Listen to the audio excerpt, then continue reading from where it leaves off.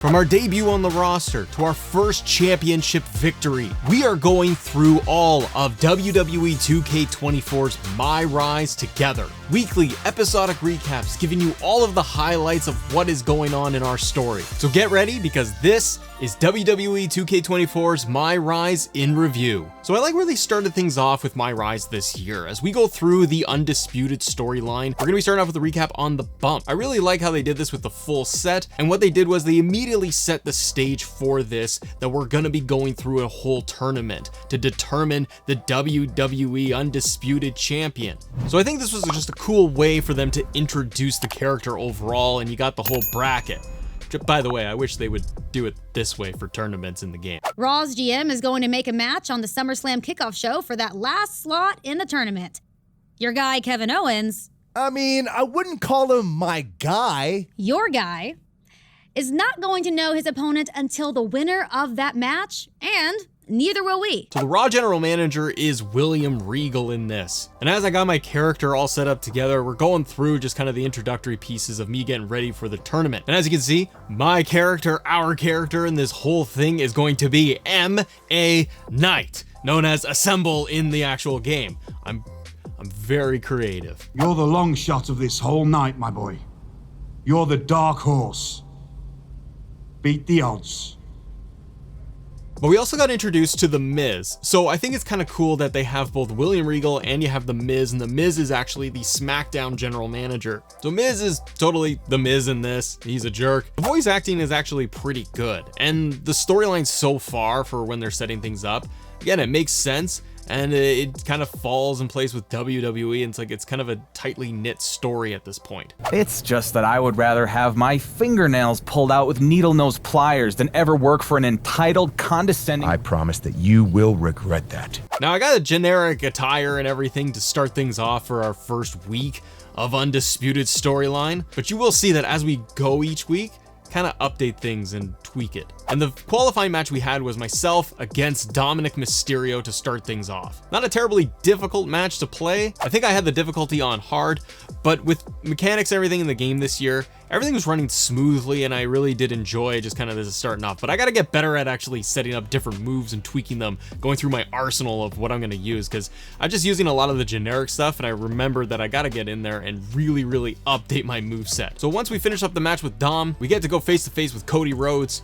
Can either show some respect to Cody, or we could talk trash to him, take shots at him. I went and took the high road in this thing, but it basically sets the stage for if I get to the finals, then I'm gonna face Cody. In my way first was gonna be Kevin Owens. What I do like with the My Rise story and just in the gameplay itself and the matches is having those small updates in the corner of just what my objectives are gonna be, and it's nothing overly complicated. I like that I was able to just go in and have a really solid match with Kevin Owens. By the way, Kevin's whole capture, his model, looks excellent in the game. When I grab Kevin Owens for victory, then we get this cool cutscene moment. Stunner! Stunner! This one's over.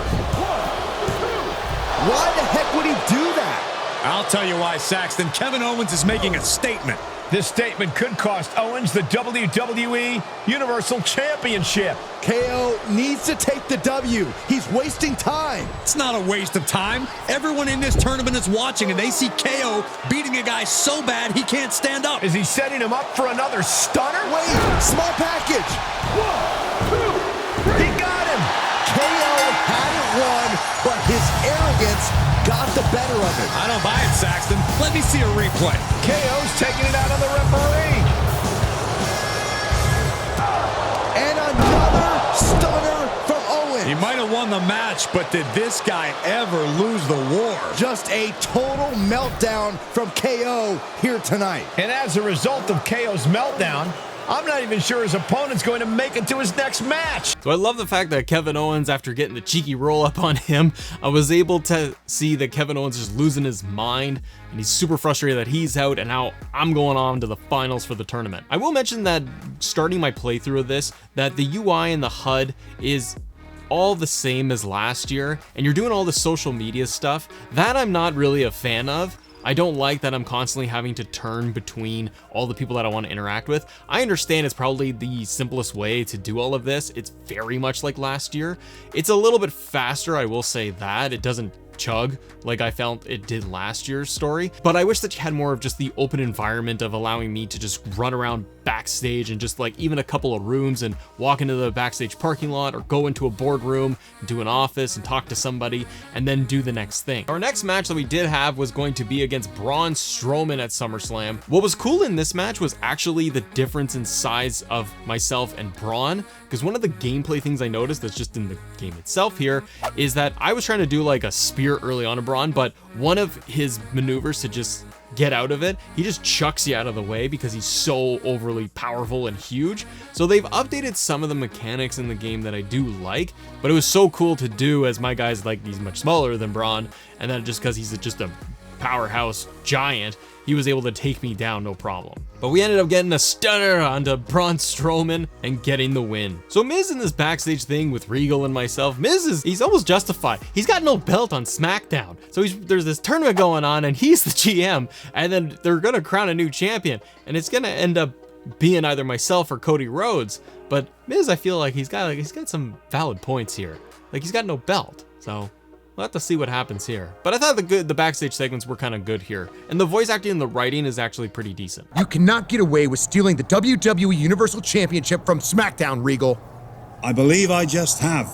Then we have the final match at SummerSlam where it's myself going up against Cody Rhodes. Now you might look and say, what's the entrance theme and what's the motion and all of that? So what I did early on is I got LA Knight's entrance motion and then I tweaked it from the generic theme song and I gave it Austin's Disturbed theme 2001. So I'm all set, I'm good to go, I'm happy. Now I will say I did have some moments in this match against Cody where there were some very, very near falls. I almost lost and almost had to restart. But the cutscene here where the referee is knocked down and then we get the reveal of Roman Reigns. It was really, really cool, and I think it was well executed. I can't believe this. Roman was supposed to be off in Hollywood, but I guess he took a detour. Oh no, what is Roman thinking? Reigns can't do this. No! Roman Reigns guaranteed that Cody Rhodes would not win the WWE Universal Championship, and the head of the table keeps his promises. No, not like this, no! Yes, Cole, yes! It's over! It's over! This is incredible! This is a big story piece for My Rise story early on. Roman Reigns comes back, but he helps you pin Cody Rhodes and get the belt. So you get a lot of the negativity, I feel like, what you could get going forward, where the other wrestlers are going to be going up against you. They're not going to be happy that basically you didn't earn the belt. Cody does this too backstage, where he's basically telling you that he had it all won and that he beat you if it wasn't for Roman Reigns. I thought the cutscene working here with Roman, Cody, and my character, it was really good.